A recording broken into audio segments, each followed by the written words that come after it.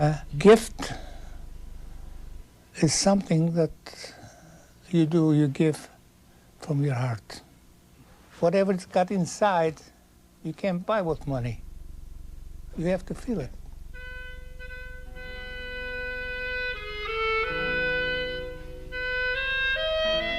How do you honor a legend? How do you celebrate his life? How do you say thank you? People all over the world have paid tribute to him, and now it is our turn. Now he is home.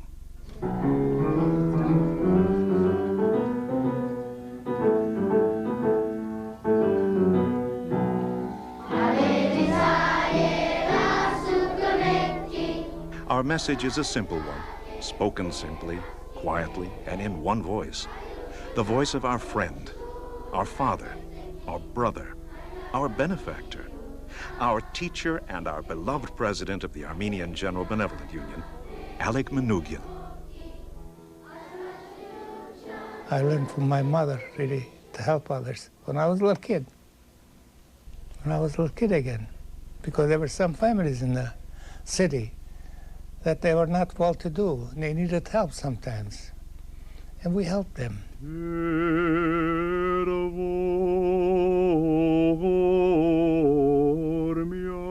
The church has preserved the Armenian nation all these years. If it wasn't for our church, we would have been lost a long time ago. Because church was our home. We loved it. We were Christians. We loved it because church ran all the schools. Our children went to church schools. That's where they learned their language, their history, and everything else. In church, in the ceremony, we have two candle bearers, two boys that go with the priest, wherever he goes and all that. See. They were going to choose another candle bearer because the one was grown up and was going to go into the choir. They were going to elect somebody else. And I was very anxious to be elected.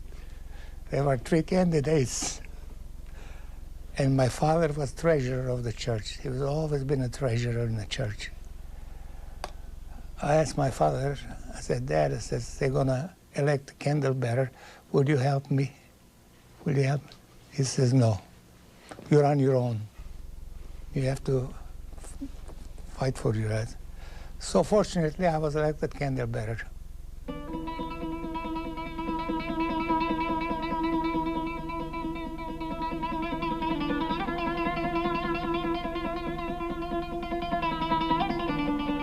But despite the whole family's commitment to their community and their church, life was still difficult for the Manoogians and other Armenians living in the port city of Smyrna, Turkey. For Alex's father, Takvor, his mother, Takuhi, and Alex's younger sisters, Aravni and Margaret, and brother Charles, life in Smyrna was unsettling, to say the least. Turkey had turmoil with their king, and youngsters came into power. And we don't know what's going to happen to Armenians. Because in Turkey, Armenians were massacred from time to time. From time to time.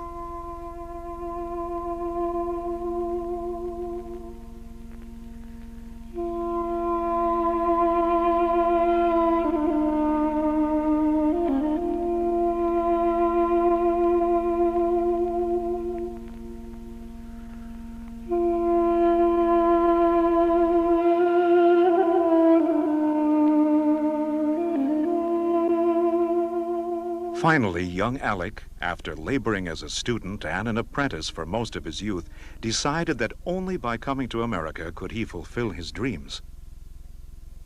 My boat was leaving 17 days, and I went back home.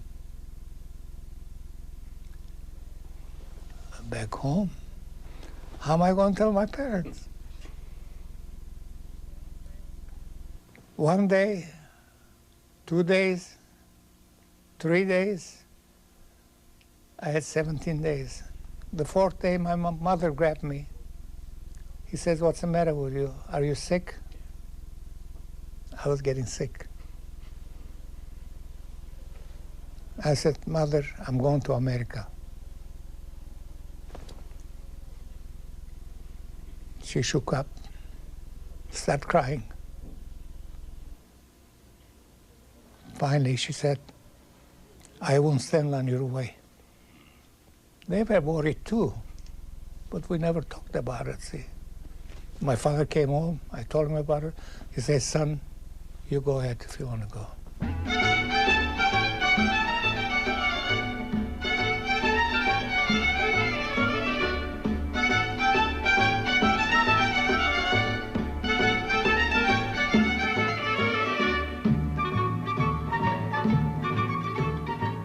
In 1920, Alex Manoogian came to America, settling for a while in Bridgeport, Connecticut.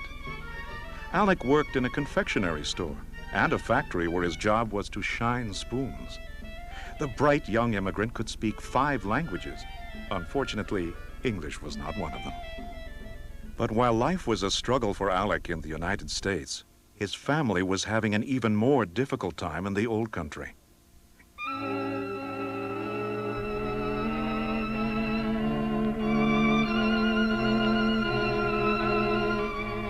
Just 2 years after he left Smyrna, Alec's family was forced to flee the latest wave of Turkish persecution. Alec's father was arrested, his family was homeless, and his city was in flames. My people lost everything. They had to leave Turkey. Fortunately, they were able to come to Greece with nothing. Just imagine, with nothing. Alec was desperate to save enough money for his family to emigrate, but he knew this would never happen in Bridgeport.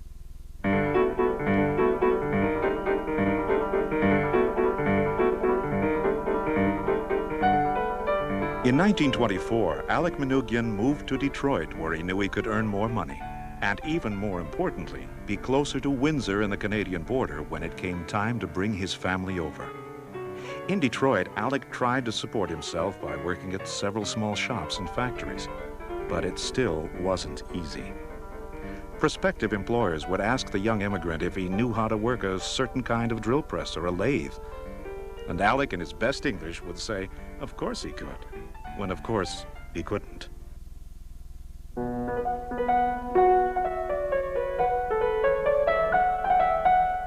In 1929, Alec and 2 partners started their own company, Masco Screw Products.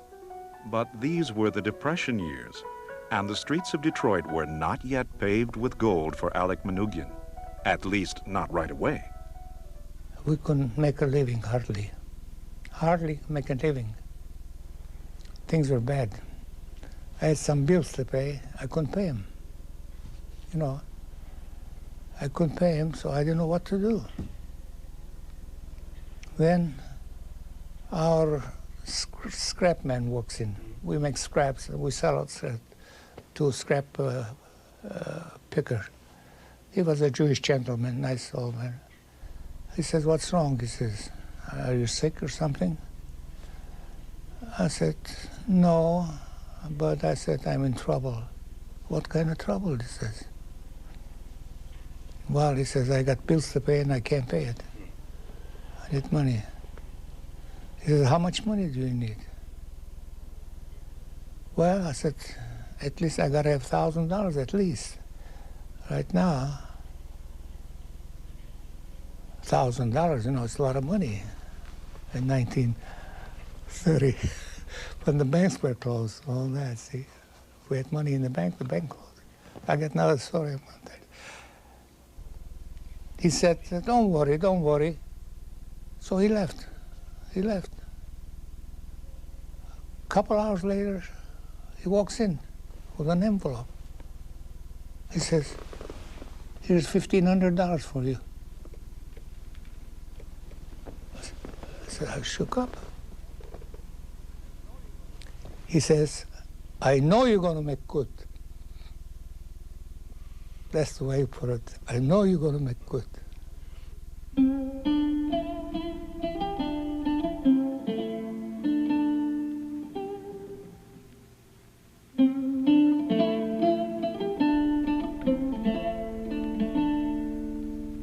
In 1930, Alex Manoogian found another partner. Marie Tatyan was a beautiful young woman, a musician and a scarf painter from New York, but as Alec and Marie describe it, theirs was not exactly a romance that blossomed overnight. I knew an old gentleman. I was in business. And I knew an old gentleman here in the city, intellectual man. He was about 70. Came to me one day. He says, talking, he says, she says, I met a nice girl. Oh, he says, start bragging about it. I said, what's the matter with you? Going to get married again? He was single. See? He says, no. He says, it's for you. I don't remember the details, but we were in the car, sitting in the car together. And of course, we said it looked like as if we were going to match. But he said, you know, I can't get married for a year. Did he tell you that? My business is not good. I can't afford it, see. I can't afford it. My parents in Greece, you know, I have to support them and all that. So we waited 1 year. And sure enough, at the end of that 1 year exactly, he came over and he said, it's all over, let's get married.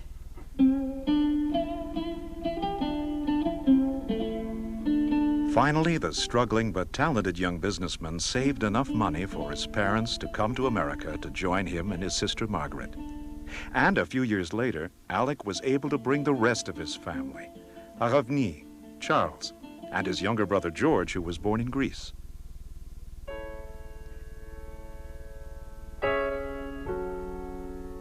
In 1936, Masco went public, the first Armenian company ever to be listed on the stock exchange. At last, life started to improve for the Manoogians of Detroit, which by now included two new additions to the family, Louise and Richard.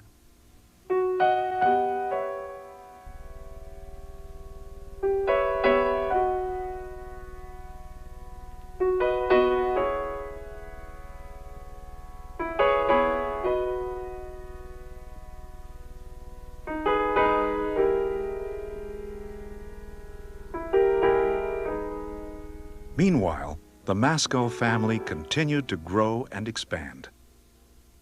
In 1942, assisting in the nation's war effort earned the small metalworks company its first $1 million. In 1948, Masco moved to new headquarters in Dearborn.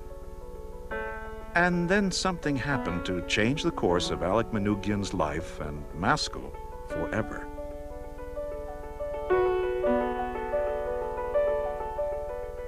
In 1952, Alec purchased the sales rights for a new single-handle faucet.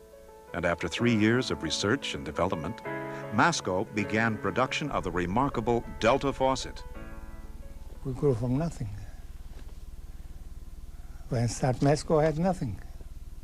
I have spent $50 million so far for charities. I couldn't have done it without Masco. And I could have done what I did without the AGBU. Masco's good fortunes fueled Alex and Marie's determination to share what they had with fellow Armenians, especially the young people. Our children are very important because without our children, without their future, we will be lost. We want our youth to be proud of their nation. And AGBU is doing that.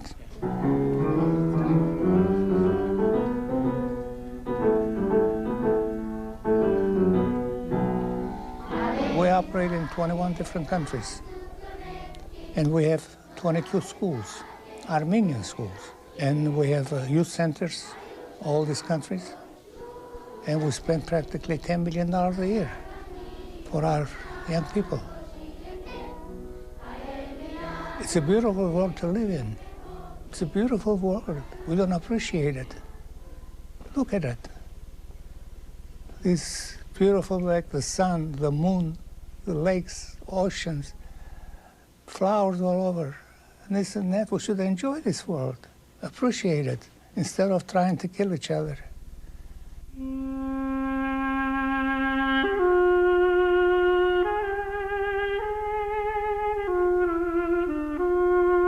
The Alex and Marie Manoogian Seminary in Jerusalem, a quiet, peaceful place, a sanctuary of faith built by a man of faith.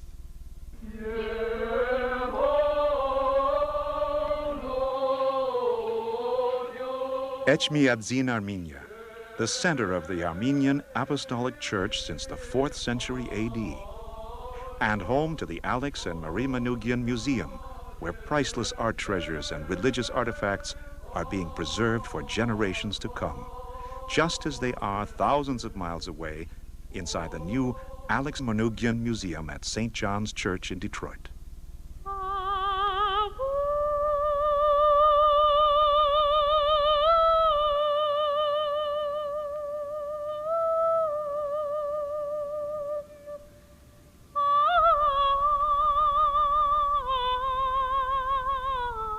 It has been said that where there is no vision, the people will perish.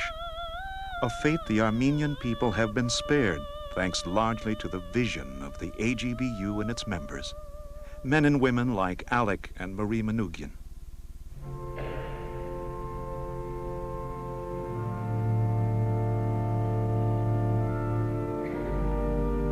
Alex Manoogian has provided 75 years' service to his church, a tradition started by Alex's parents in Smyrna and continuing today at St. John's Armenian Church and Cultural Center. We built a small church on Oakland Boulevard, small church. And then when we got a lot better financially, I would say, we wanted to build a bigger church.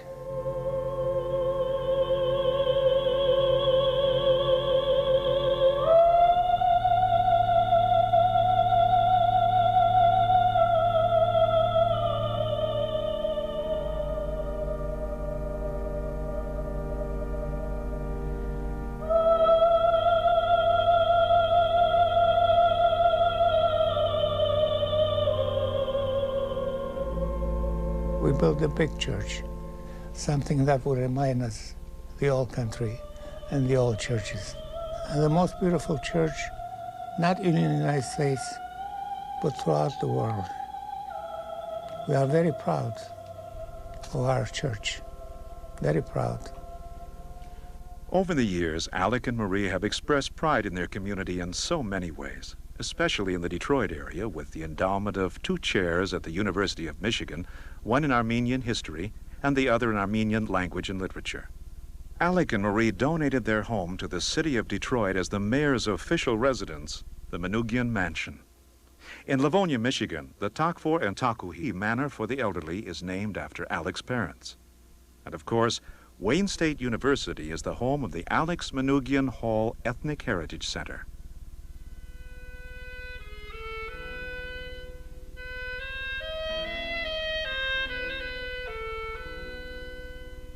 Whether it's in Detroit, New York, Los Angeles, Paris, Montreal, or in the mother country, Alex Manoogian has expressed his hopes and dreams for the Armenian community through the work of the AGBU, an organization for which he served as life president for 36 years.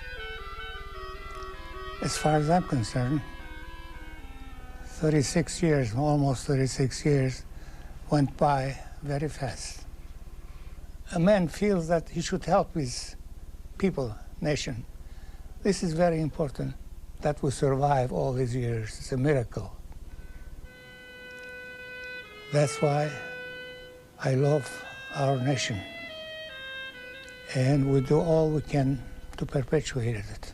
If you ask me if I was born again, what nationality I would choose, I like to be born Armenian again. Almost everyone who knows him has a story about Alex, not just about his generosity, but because he has always been there, wherever and whenever he was needed, serving as a magnet, as an example for others. One letter I received some years ago from poor country South America. The man says, I'm getting old and I haven't helped my people. So I like to help my people for a while. And I made some inquiries, he says, and they gave me your name. So would you please tell me where to send the money?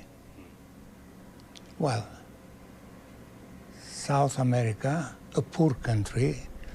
I said to myself, what can I expect from this man? Maybe $5,000, $10,000 would be pretty good money, see, something like that. So a month went by, and I received a letter from him. Then I opened the letter. Nice, beautifully written letter in English, beautiful English. And he had some drafts to National Bank of New York. I looked, some certificates, $600,000. Gradually, he kept transferring, and he transferred $2 million to me eventually. So this is nice people.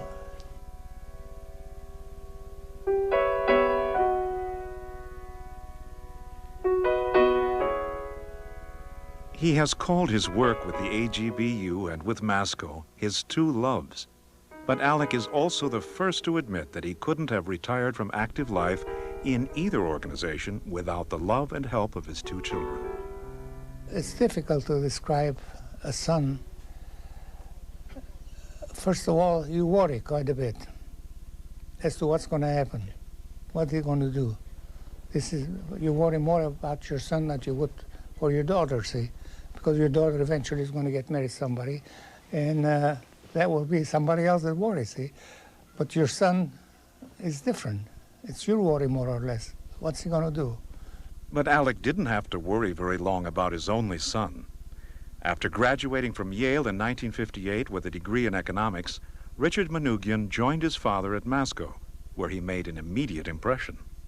He was pretty smart, intelligent with figures. The first year he came into me, 6 months, 8 months later, he made some deals with the press company. He saved $75,000. My purchasing agent said, Jesus, you know what happened? We saved $75,000 that we're going to save this year.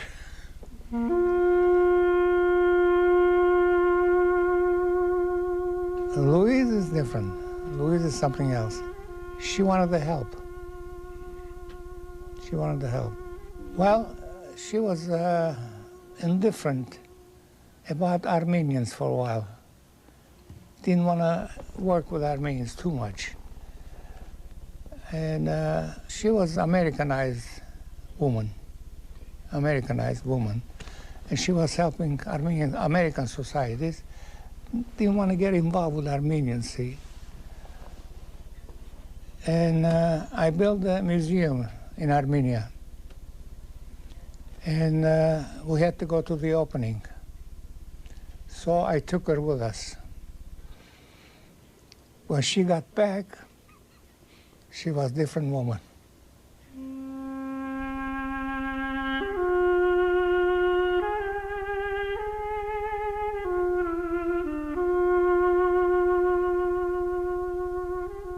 When she accepted the presidency of the Armenian General Benevolent Union, Louise Manoogian Simone received the torch passed on to her by her father. It is a flame that burns bright in the heart of every Armenian, the torch of faith, of freedom, of a nation's very survival, nourished now and forever by the Manoogian tradition of caring, sharing, and taking responsibility for each other. You can't live alone in this world. If you're alone, you're nothing. You have to have a circle. You have to have people. I was gardener when I was 13 years old. We all had a pot in our school, our yard. Each boy had a pot, and you had to garden. You had to plant flowers and all that, see. And you get a prize at the end of the year. Whoever garden was nice, looked beautiful, you get a prize every year. It doesn't take very much. If you take care of it to begin with, you have to put it in a place where they can take enough sun to grow, and enough water to keep it alive, enough fertilizer to keep it healthy. little fertilizer, little water, that's all.